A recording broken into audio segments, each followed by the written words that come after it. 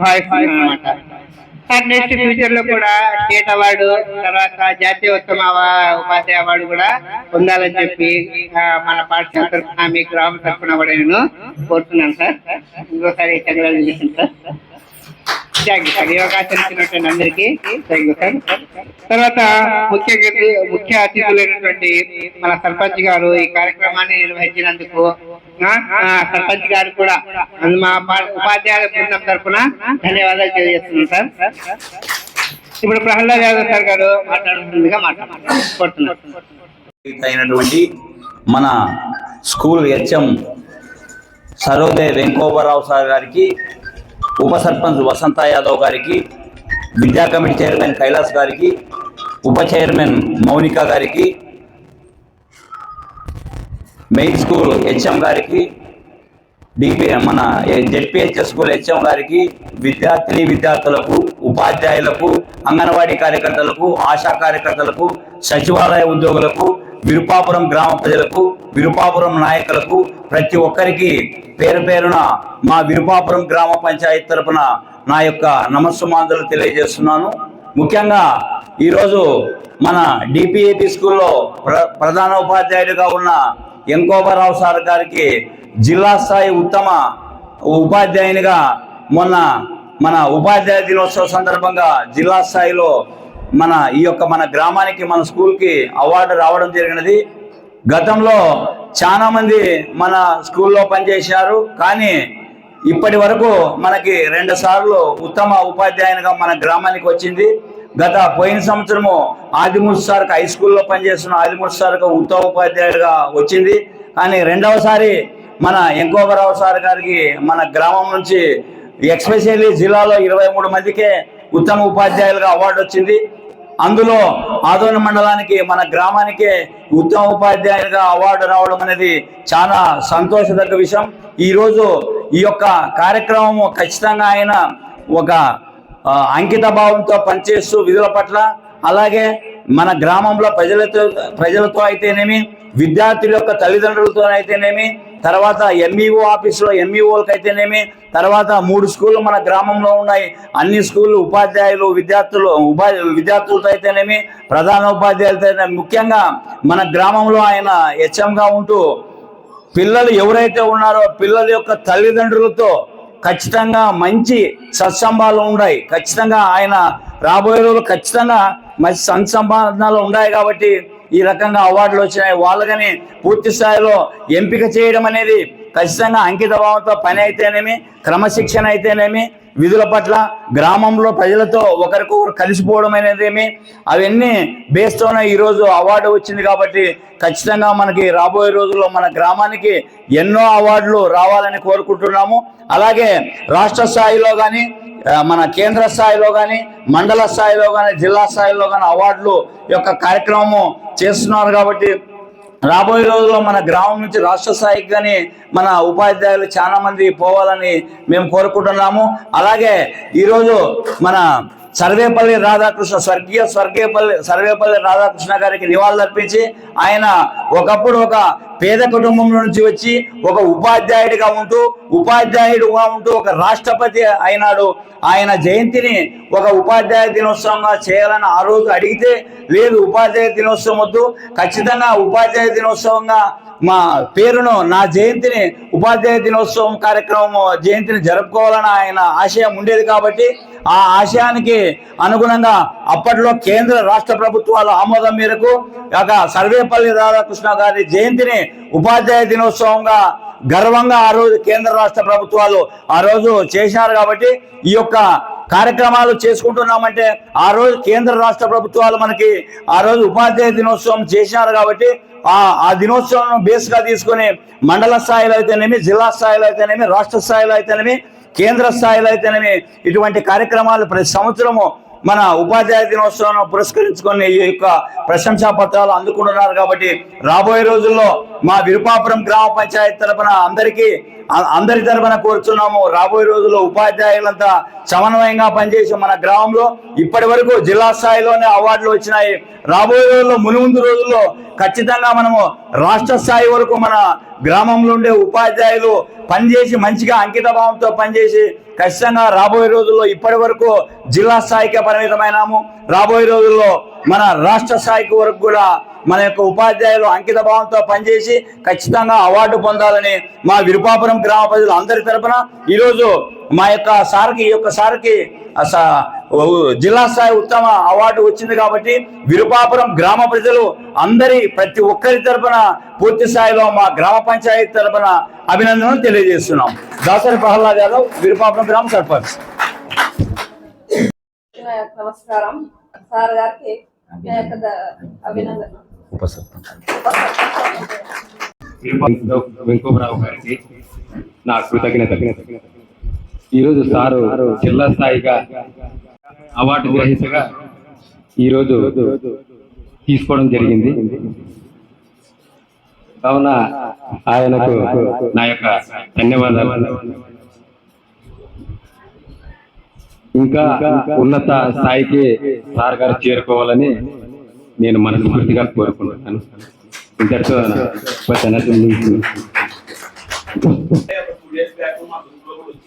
జిల్లాలో ఎవరు best award తీసుకున్నారు అనేది తర్వాత చూసిన తర్వాత విరుపాపురం సచివాలయం ఆల్సో అంటే వెరీ హ్యాపీగా ఫీల్ అయినాము. మా విరుపాపురం పనిచేసినటువంటి సార్ డిస్ట్రిక్ట్ లెవెల్లో బెస్ట్ అవార్డు తీసుకున్నందుకు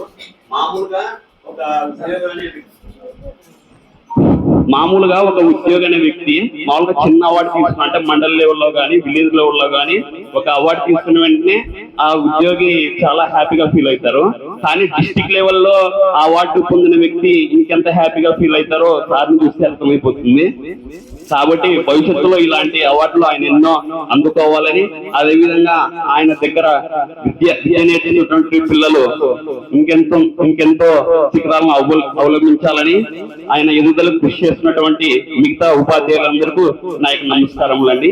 ఇంతటితో అభినందనలు తెలుపుకుంటూ ముగించుకుంటున్నాను. కావాలి. ఇలాంటి టీచర్లు ఇంకా రావాలని మనూరికి మనం కోరుకోవాలి. ఇలాంటి టీచర్లు ఇంకా ఉండాలి, ఇంకా రావాలి. ఒక్కరే కాదు, అందరూ ఇలా కోరుకుంటే మంచిది. అందరు టీచర్లు రావాలి. మనకి ఇలా ఉంటే మన పిల్లల భవిష్యత్తు కూడా బాగుంటుంది. కాబట్టి అందరు టీచర్లు కూడా చెప్తున్నారు, కానీ అందరూ ఈ విధంగా ఆలోచించాలని కోరుతున్నాం. అందరు టీచర్లు ఇట్లో నా పేరు మోహన్, నేను ఎంతో కంగ్రాచులేషన్. ఓకే, ధన్యవాదాలు తెలుపుకుంటున్నాను. సిబ్బందికి, ప్రెస్ వాళ్ళకి, నాతోటి వర్కర్స్కి అందరికీ వందనాలు. ఈరోజు చాలా సంతోషమైన దినం ఏంటంటే మనకు ఈరోజు వెంకటరావు సార్ గారు జిల్లా స్థాయిలో సన్మానం తీసుకున్నారు. అలాగే మన గ్రామ సర్పంచ్ గారు కూడా ఇక్కడ గుర్తించి సభను ఏర్పాటు చేస్తారు చూడండి. అందుకు ముఖ్యంగా ధన్యవాదాలు తెలియజేసుకుంటున్నాం. కాకపోతే ఈ రకంగా సారు బాండింగ్ ఉంది పిల్లల మధ్య, ఏ రకంగా చెప్తున్నారు అన్నప్పుడు మాకు చాలా సంతోషం అనిపిస్తుంది. ఈరోజు ఈ అవార్డు రావడం కూడా మాకు చాలా సంతోషం. ఇంతమంది మధ్యలో సార్ తీసుకున్నారు. ఇందాక సర్పంచ్ గారు కూడా అన్నారు రాష్ట్ర స్థాయిలో కూడా రావాలని కోరుకుంటున్నారు. వారి ఆశయం కూడా నెరవేరాలి. అలాగే ఇంకా నెక్స్ట్ వచ్చే ఉపాధ్యాయులు ఇప్పుడు ఉన్నటువంటి వారు కూడా రాష్ట్ర స్థాయిలో తీసుకోవాలని కోరుకుంటున్నారు. ధన్యవాదాలు. నాతోటి సిబ్బందికి, అంగన్వాడీ సిబ్బందికి అందరికీ నమస్కారాలు. సార్కి అవార్డు వచ్చిన వెంటనే నేను సార్కి మెసేజ్ పెట్టి కంగ్రాచులేషన్స్ చెప్తున్నాను. కంగ్రాచులేషన్స్ సార్, మీరు ఇంకా ఆరోగ్యంగా ఉండి ఇలాగే మంచిగా ఇంకా రాష్ట్ర స్థాయి అవార్డు తీసుకోవాలని కోరుకుంటున్నాను.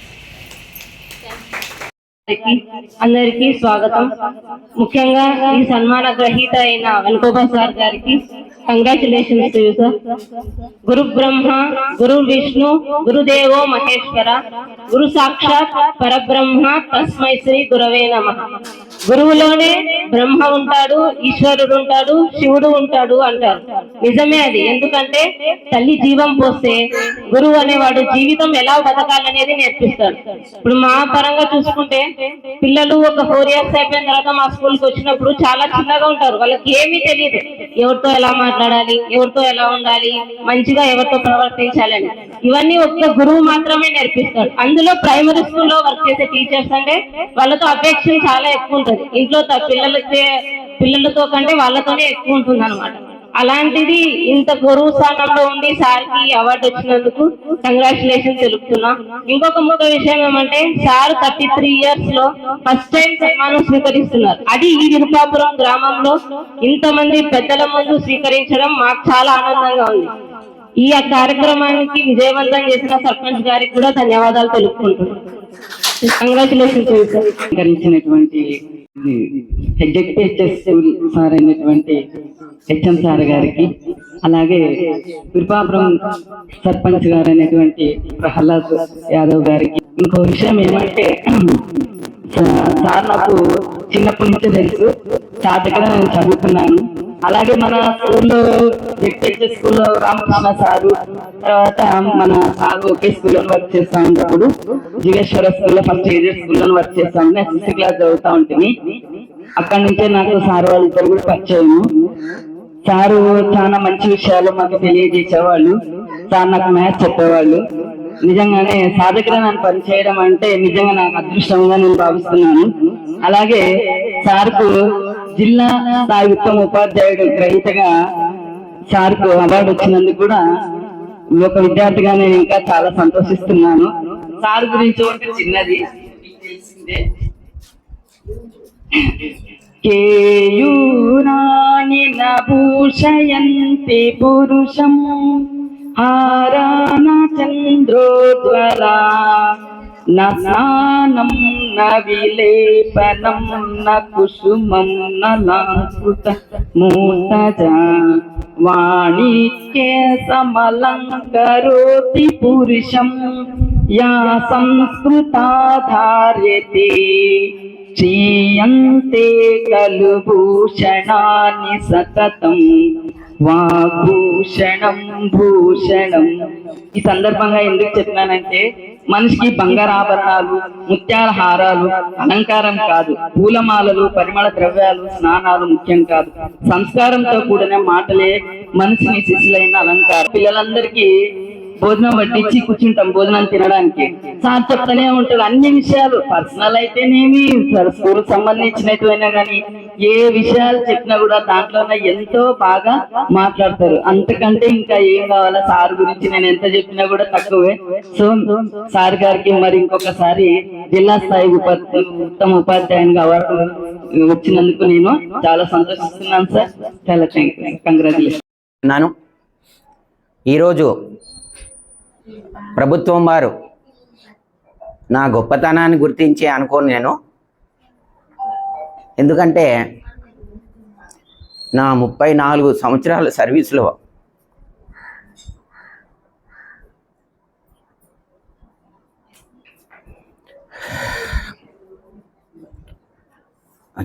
చాలా గ్రామాలు నేను పనిచేయడం జరిగింది. ఆ గ్రామాల్లో ఎన్నో సమస్యలు, ఎందుకంటే గ్రామం అన్న తర్వాత సమస్యలు చాలా ఉంటాయి మీకు తెలుసు. ఒక ఉపాధ్యాయుడిగా పనిచేయాలంటే, ముఖ్యంగా ప్రధాన ఉపాధ్యాయుడిగా పనిచేయాలంటే ఆ గ్రామస్తులతో ముఖ్యంగా మనం సఖ్యతను కలిగి ఉండాలి. నేను 90లో గ్రామ ప్రధాన ఉపాధ్యాయుడిగా అక్కడ కూడా నేను టీచర్గా ఉన్నప్పటికి కూడా నా మొత్తం సర్వీస్ అంతా ప్రధాన ఉపాధ్యాయుడిగానే గడిచింది. 90లో ఇంత టెక్నాలజీ లేదు. టెక్నాలజీ లేనప్పుడు అప్పుడు వ్యవస్థ వేరే ఉండేది, ఇప్పుడు వ్యవస్థ వేరే ఉంది. అప్పుడు రాజకీయ వ్యవస్థ వేరు, ఇప్పుడు రాజకీయ వ్యవస్థ వేరు. ఇప్పుడు ఉపాధ్యాయుని బాధ్యతలు వేరు, అప్పుడు ఉపాధ్యాయుని బాధ్యతలు వేరు. అటువంటి సమయంలో కూడా రాజకీయ ఒత్తిళ్ళు ఉండేవి. రాజకీయ ఒత్తిళ్ళు అప్పుడు ఉన్నాయి, ఇప్పుడు ఉన్నాయి. కానీ ఈరోజు నాకు ఉత్తమ ఉపాధ్యాయుడిగా అవార్డు వచ్చిందంటే ఎన్నో కారణాలు. ముఖ్యంగా ఉపాధ్యాయ వృత్తిలో బోధన ఒకవైపు అయితే, ఒకవైపు ఉపాధ్యాయుడు సమాజంలో కలిసిమెలిసి ఉండడం రెండవది. అంతేకాకుండా బోధనకు మాత్రమే ఉత్తమ ఉపాధ్యాయుని అవార్డు ఇవ్వరు. అందరూ ఉత్తమ ఉపాధ్యాయులే. అందరూ ఎంఏ బీఈడీ చేసింటారు, ప్రతి ఒక్కరు ఎంఏ బీఈడీ చేసింటారు, ఎంఎస్సీ బీఈడీ పిహెచ్డీ చేసిన వాళ్ళు కూడా టీచర్లు అయినారు. కానీ వాళ్ళందరికీ ఎందుకు ఉత్తమ ఉపాధ్యాయుడు అవార్డు రాకపోవడానికి కారణం ఏమంటే చక్కగా బోధన అందరూ చేస్తారు. నేను ఎప్పుడు ఉదాహరణలో వంట గురించి చెప్తుంటాను, ఆడవాళ్ళ వంట గురించి. ఎందుకంటే అందరికీ అవే వస్తువులు ఇస్తాం వంట చేయడానికి, అందరికీ పప్పు చేయడానికి అవే వస్తువులు ఇస్తాం, బిర్యానీ చేయడానికి అవే వస్తువులు ఇస్తాం. అవే వస్తువులు ఇచ్చినా ఒక్కొక్క ఆడవాళ్ళ చేయి ఒక రుచిగా ఉంటుంది. మరి ఎందుకు వాళ్ళు వంట సరిగ్గా చేయలేకపోతున్నారు చెప్పండి? చేయలేకపోతున్నారు కదా, వాళ్ళకి అదే వస్తుంది. మన టీచర్లు కూడా అంతే. ప్రతి ఒక్కరూ ఏ డిపార్ట్మెంట్ అయినా తీసుకోండి, అందరూ మంచి వాళ్ళే.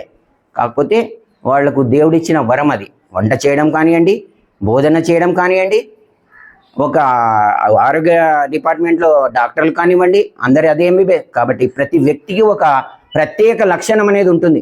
ఎవరైనా తీసుకోండి, ప్రతి జీవి అట్లా ఇక్కడ ఉత్తమ ఉపాధ్యాయుడు రావడానికి కూడా నాలో కూడా ఏదో ఒక ప్రత్యేక లక్షణం ఉందని ప్రభుత్వం వాళ్ళు గుర్తించారు. దాంట్లో ఎన్నో ఉంటాయి, దాంట్లో నాలో ఉందని వాళ్ళు గుర్తించినారు. అది ఉందే లేదో నా ఎదురుగున్న వాళ్ళకి తెలుస్తుంది, నాకు తెలియదు. వాళ్ళు ఉందని గుర్తించినారు. దీంట్లో ముఖ్యంగా మనకు ఉత్తమము అంటే మంచిది అని అర్థం. మంచిది అంటే నాకు మంచిదైంది, మీకు చెడు కనబడచ్చు. కానీ 10 మందికి మంచిదైంది మంచిది అవుతుంది. కాబట్టి నేను 10 మందికి మంచివాడిగా అనిపించినాను. కాబట్టి ఈరోజు ఉత్తమ ఉపాధ్యాయుడు అవ్వడం జరిగింది. దీనికి అంతటి కారణం నా 34 ఏళ్ల సర్వీస్లో నేను 34 సంవత్సరాలు ప్రభుత్వ ఉపాధ్యాయునిగా పనిచేస్తున్నాను. 3 సంవత్సరాలు ఇంతకుముందు మా శిష్యురాలైన మా సహోపాధ్యాయులైన భువనేశ్వరి గారు చెప్పినట్లు 3 సంవత్సరాలు జీవేశ్వర స్కూల్లో పనిచేశాను. మొత్తం నా సర్వీస్ ఇప్పుడు 37 సంవత్సరాలు. 37 సంవత్సరాల సర్వీసులో ఎంతోమంది నా దగ్గర చదువుకున్నారు, టీచర్లు అయినారు, ఇంజనీర్లు అయినారు, డాక్టర్లు అయినారు. అది చాలా గర్వంగా ఉంది. అయితే ఈ అవార్డు రావడానికి కొన్ని కారణాలు ఉన్నాయి. నేను గతంలో మన ప్రాథమిక పాఠశాలకు సంబంధించిన 3, 4, 5 తరగతులు టెక్స్ట్ బుక్స్కు రైటర్గా పనిచేయడం జరిగింది 2013 సంవత్సరంలో. దాదాపు 10 సంవత్సరాలు మనకు అందుబాటులో ఉన్నాయి. తర్వాత 1992లో సంపూర్ణ అక్షరాస్యత కార్యక్రమంలో పాల్గొనడం జరిగింది. అదేవిధంగా 94లో అడల్ట్ ఎడ్యుకేషన్లో సూపర్వైజర్గా పనిచేయడం జరిగింది. ఇవన్నీ ఎక్స్ట్రా కరిక్యులర్ యాక్టివిటీస్. మనిషికి, ఒక ఉద్యోగికి ఎక్స్ట్రా కరిక్యులర్ యాక్టివిటీ ఉన్నప్పుడే మనకు ఒక ఉన్నత గౌరవం కానీ, ఉన్నత గుర్తింపు కానీ రావడం జరుగుతుంది. ఏ వృత్తిలో కానివ్వండి. ఇప్పుడు మనకు ఉదాహరణకు సర్పంచ్ గారు ఉన్నారు. తన సర్పంచ్ గారి పని సర్పంచ్ గారు చేసుకుంటూ పోతే గుర్తింపు రాదు. ఒక ప్రత్యేకమైన లక్షణాలు కలిగి ఉంటేనే ఎవరికైనా గుర్తింపు వస్తుంది. ఎవరైనా కానీ మీరు బాగా వ్యక్తిగతంగా ఆలోచించండి నేను చెప్పే మాట. ఆ విధంగా ఆ టెక్స్ట్ బుక్ రైటర్గా పనిచేయడం జరిగింది. తర్వాత మన ఆర్డిటి నాగరాజ్ చెప్పినట్లు నేను డిజేబుల్ స్టూడెంట్స్కు 40 రోజులు ట్రైనింగ్ పోయి వాళ్ళ కోసం కూడా కొంత ప్రచారం కూడా చేయడం జరిగింది. అంటే డిజబిలిటీ, వికలాంగులైన పిల్లలు ఖచ్చితంగా పాఠశాలలో చేరాలి. పేరెంట్స్ బాధ్యత. పేరెంట్స్ కాకుండా పేరెంట్స్కి తెలియకపోవచ్చు. ఈరోజు వికలాంగుల పిల్లలంటే అందరి తల్లిదండ్రులు వాళ్ళని దూరం పెట్టేస్తున్నారు. వాళ్ళకి దూరం పెట్టకూడదు. మనం ఆ వికలాంగులైన పిల్లలు మనకు పుట్టినారంటే మనం ఎవరు బాధపడకూడదు. ఇది ప్రతి తల్లి తండ్రి గమనించాలి. అది గమనించకుండా మామూలు పిల్లల్ని అయితే మన వాళ్ళు బాగా వాళ్ళని సింగారం చేసి, డ్రెస్సులు కొట్టించి, వాళ్ళకి ఆభరణాలు వేసి, అన్నీ వేసి స్కూల్కి పిలుచుకొస్తారు. మరి అదే డిజేబుల్ పిల్లల్ని అయితే వాళ్ళని ఇంటికాడ వదిలేసి వెళ్ళిపోతారు. ఇది కూడా ఈ ప్రభుత్వం వాళ్ళు వాళ్ళ కోసము ఇంటిగ్రేటెడ్ ఎడ్యుకేషన్ ఫర్ చిల్డ్రన్ అని ఒక ప్రోగ్రాం చేపట్టింది. అంటే అటువంటి పిల్లల్ని ఖచ్చితంగా స్కూల్లో చేర్పాలి. వాళ్ళు పాస్ అవుతారా, చదువు నేర్చుకుంటారా, లేదు, వాళ్ళకు కూడా సమాన హక్కులు కల్పించాలి. ఇప్పుడు మనం హక్కులు అనుభవిస్తున్నాం కదా, స్కూల్గా అనుభవిస్తున్నాం, స్కాలర్షిప్లు తీసుకున్నాం. వాళ్ళ వికలాంగులకి ఒక 4,000 లేకుంటే 6,000 పెన్షన్ ఇస్తే వాళ్ళ కోరిక తీరినట్లనా? వాళ్ళకి మన ప్రేమ అక్కర్లేదా చెప్పండి? కాబట్టి ఇది కూడా ఈ సభాముఖంగా నేను తెలియజేస్తున్నా. మన గ్రామంలో ఎవరైనా వికలాంగులైన పిల్లలు ఉంటే ఖచ్చితంగా వాళ్ళను వాళ్ళ పాఠశాలలో చేర్పించండి. ఇంకా ప్రభుత్వం వాళ్ళు వికలాంగుల కోసము ప్రత్యేక పాఠశాలలు ప్రారంభించడం జరిగింది. ఎక్కడ? మెంటలీ రిటైర్డ్ వాళ్ళ కర్నూలులో ఉంది, హియరింగ్ ఇంపేర్ వాళ్ళకు నంద్యాలలో ఉంది. మంచి మంచి పాఠశాలలు ఉన్నాయి. వాళ్ళ గొప్ప ఉద్యోగులు కాకపోవచ్చు, కానీ సంస్కారవంతులుగా తయారు చేయడానికి ఆస్కారం కోసము ప్రభుత్వం వాళ్ళు వికలాంగుల కోసము మంచి మంచి పాఠశాలలు, హాస్టల్తో కూడిన పాఠశాలలు ఉన్నాయి. దీంట్లో కూడా నేను ట్రైనింగ్ అయినా. ఇది కూడా నాకు ఒక ప్రత్యేక లక్షణం. ఇట్లా రకరకాలుగా నేను కొన్ని ప్రత్యేక కార్యక్రమాలు చేసినాను. అవి కూడా నా యొక్క ఉత్తమ ఉపాధ్యాయ అవార్డుకు కొంత తోడ్పడినాయి. అంతేకాకుండా అధికారులతో కానీ, నా తోటి ఉపాధ్యాయులతో కానీ, తర్వాత నేను పనిచేసిన ఒక 10 గ్రామాల్లో పనిచేసినాను. తుగ్గలి మండలం, ఆస్వరి మండలం, ఒలుగుంద మండలం, ఆదోని మండలం, 4 మండలాల్లో దాదాపు 10 గ్రామాల్లో పనిచేయడం జరిగింది. ఆ గ్రామాల్లో కూడా పేరెంట్స్తో సఖ్యతగా ఉంటూ ఏదైనా సమస్య వచ్చినప్పుడు మనము ఏమంటారు, కొట్లాడే ధోరణిలో పోరాదు, కొంత తగ్గాలి. సినిమా అంటారు చూడండి, ఎక్కడ నెగ్గాలో కాదు ఎక్కడ తగ్గాలని. అట్లా కొంత తగ్గి మాట్లాడినప్పుడు అవతల వ్యక్తి కూడా మనకి ఏం చేస్తాడు, సారీ ఏదో చెప్తున్నారా వినాలి అనుకుంటాడు. కాబట్టి ఎప్పుడైతే మనం తగ్గి సమన్వయంతో సమస్యను పరిష్కరించుకుంటూ పోతామో ఖచ్చితంగా ప్రతి వ్యక్తి, ఇది నా అనుభవంతో చెప్పే వ్యక్తి, ఎక్కడ ఏ పుస్తకంలో లేదేం లేదు. అనుభవం అనేది మనిషికి చాలా జ్ఞానాన్ని నేర్పుతుంది. అనుభవం అనేది మనిషికి గుర్తింపునిస్తుంది. అనుభవం అనేది మనిషికి 10 మందిని దగ్గరికి చేరుస్తుంది. కాబట్టి ఈ విధంగా నా అనుభవంలో ఎన్నో సమస్యలు, వాటికి ఎన్నో పరిష్కారాలు నా అనుభవం ఇంతవరకు నన్ను తీసుకొచ్చింది. ఇంకా ముఖ్యంగా ఏమంటే మన వీరపాపురం గ్రామానికి ఒక మంచి గుర్తింపు ఉంది. గతంలో మన వీరపాపురం గ్రామము ఉత్తమ గ్రామ పంచాయతీగా కూడా ఎన్నుకోబడింది. ఇది అందరికీ తెలుసు ఆ విషయం. అదే కాకుండా గత సంవత్సరం కూడా మనకు ఆదిమూర్తి సార్ ఉత్తమ ఉపాధ్యాయుడిగా మనకు సెలెక్ట్ కావడం జరిగింది. ఈ సంవత్సరము మన పాఠశాలకు నన్ను ఉత్తమ ఉపాధ్యాయుడు. కాబట్టి మన గ్రామంలో మంచి అదృష్టమైన గ్రామం ఇది మనది. ఈ గ్రామానికి మనం అందరూ పెద్దలందరూ పట్టుకొమ్మలుగా ఉంటూ అంటే అందరు పట్టుకొని మన పిల్లల్ని బాగా చదివించి ప్రభుత్వ ఉద్యోగులు కానీ చెప్పను కానీ ఏదో ఒక ఉద్యోగంలో, వ్యవసాయం అనేది మంచి వృత్తే, కానీ వ్యవసాయంతో పాటు ఒక ఉద్యోగం అనేది ఉంటే పిల్లల భవిష్యత్తు చక్కగా ఉంటుంది. అదనపు ఆర్థిక ఆదాయం అనేది చేకూరుతుంది. అదనపు ఆదాయం చేకూరాలంటే 4 ఎకరాలే ఉంటుంది. 4 అన్నదమ్ములు ఉంటారు, 1 ఎకరా అవుతుంది. అది మళ్ళీ వాళ్ళు 4 అయినారనుకోండి, ఏం జీరో అయిపోతుంది. భూమి అయితే మనం ఎక్కువ సంపాదించలేం, కానీ ఉద్యోగం అనేది సంపాదించడానికి ఆస్కారం ఉన్న మనకు ఒక ఇది. కాబట్టి ఆ ఉద్యోగం కావాలంటే ముందు జ్ఞానం కావాలా. జ్ఞానం కావాలంటే చదువు కావాలా. చదువు ఎక్కడ స్టార్ట్ అవుతుంది? అంగన్వాడీలో పునాదులు పడతాయి. అంగన్వాడీ నుంచి ప్రైమరీ, హై స్కూల్. ఇంకా మనం చాలా పుణ్యం చేసినాం. మన ఆదోనికి దగ్గరలో ఉన్నాం. పాలిటెక్నిక్ కాలేజ్ ఉంది, ఇంజనీరింగ్ కాలేజ్ ఉంది, త్వరలో మెడికల్ కాలేజ్ స్టార్ట్ కాబోతుంది. ఇన్ని ఫెసిలిటీస్ ఉన్నాయి. మనం ఎక్కడ దూరం పోయే పని లేదు. మన ఇంట్లో అన్నం తినచ్చు, స్కూల్కి పోవచ్చు. ఇంత మనకు దగ్గరైన ఈ అదృష్టం ఉంది ఈ వీరపాపురానికి. కాబట్టి అన్ని రకాలుగా మనకు అనుకూలమైన ప్రదేశంలో మనం పుట్టి మనం అదృష్టవంతులైనాం. కాబట్టి ఈ వీరపాపురం పెద్దలు ఇక్కడ హాజరైనారు కాబట్టి నేను ఈ విషయాలు చెప్తున్నా. అంతేకాకుండా ప్రభుత్వం వాళ్ళు చదువు కోసమని ఈరోజు ఈ ఉన్నతమైన ఈ అవార్డుని నేను గ్రహిస్తున్నానంటే కేవలం చదువు మాత్రమే ఉంది. కాబట్టి నేను పాఠశాలలో పనిచేస్తున్నాను కాబట్టి ఉత్తమ ఉపాధ్యాయుడిగా నన్ను గుర్తించడానికి. చదువు లేకుండా గుర్తింపు వస్తుంది, అది వేరే రకం. చదువుకోవడం వల్ల గుర్తింపు రావడం వేరే విషయం. కాబట్టి మన పిల్లలందరినీ చక్కగా చదివించి ఉత్తమ విద్యార్థులుగా తయారు చేసి మంచి జ్ఞానం వచ్చినట్లయితే ఏదో ఒక వృత్తిలో, ఈరోజు ఉదాహరణకు 10th క్లాస్ అయిపోయిన వెంటనే పిల్లలను పాలిటెక్నిక్లో వదిలినారనుకో, ఒక చిన్న ఉదాహరణ చెప్తున్నాను నేను. పాలిటెక్నిక్లో వదిలినారనుకోండి, ఇక్కడ మన గవర్నమెంట్ పాలిటెక్నిక్ సీట్స్ ఫ్రీగా దొరుకుతాయి.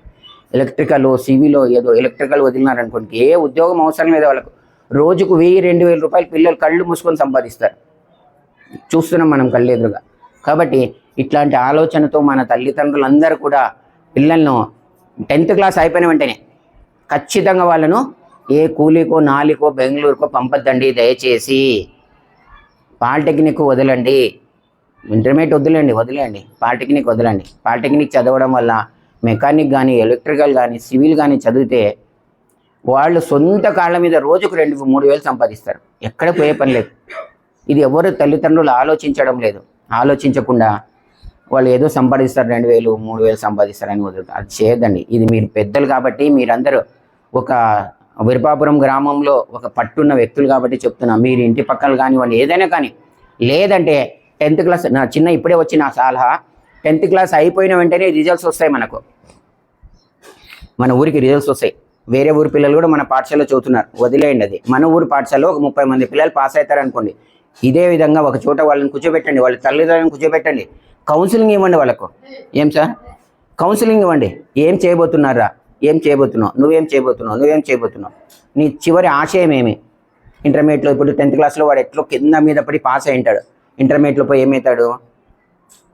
వెనకంజ వేస్తాడు. ఇంటర్మీడియట్లో వెనకంజ వేసినప్పుడు వాడు నిరుత్సాహపడతాడు. అట్లా పిల్లల్ని గుర్తించి మనం వాళ్ళకి పాలిటెక్నిక్ వదిలినామనుకో, వాడు ఇంకా వెళ్ళిపోతాడు. ఐటీ వదిలినామనుకో, వాడు వెళ్ళిపోతాడు. అంతేగాని నువ్వు ఇంటర్మీడియట్ చదవాలా, బీటెక్కే చదవాలా? అందరు బీటెక్లు, అందరు ఇంటర్మీడియట్లు చదివితే ఇంకా మనం ఎవరు ఇక్కడ కింద కూర్చునే వాళ్ళు ఉంటారు, అందరు పైన కూర్చునే వాళ్ళు ఉంటారు.